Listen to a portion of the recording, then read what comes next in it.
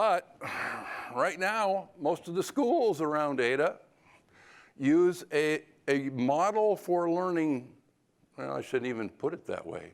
It's really a model for instruction that's based on a more than 150-year-old model in this country that is designed to cover grade level material, give you a test, sort out the good learners from the not so good learners, and then move on to the next material, the next grade level, the next content.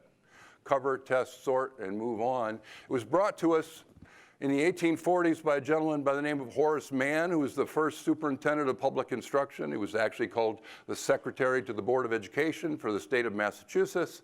They assigned him the job of going to Europe, looking around at a bunch of different kinds of educational models, and bringing one back for the public schools in Massachusetts, which would be the first public schools in our country. The model he liked was the Prussian model. At that time, he said it was the least punitive of all of the European models.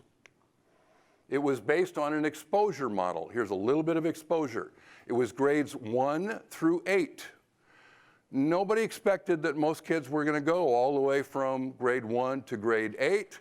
The idea was that kids would drop in for some time, for a while, part of a year or maybe a few years, and they would be exposed to a little bit of learning, a little bit of reading, a little bit of math, a little bit of American culture. That was part of it.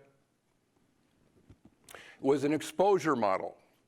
They did not need a lot of high school graduates. In fact, they didn't even have a thing called high school until much later in that century, almost till the 1900s. In the year 1900, only 6.6% of kids went to high school and finished high school. They didn't need a lot of kids to go to college or to be advanced learners or advanced mathematicians or college professors or things that required a high school graduation diploma. They didn't need a lot of those. That's the model that we still have in our schools, where we cover, we test, and we move on. How's that working in Detroit or Rochester or many other places around the country? How's that working for vulnerable children, I would ask you? Whatever race, color, creed they are, how's it working for kids that are in some way vulnerable to not being ready for the delivery of instruction that we have in our schools?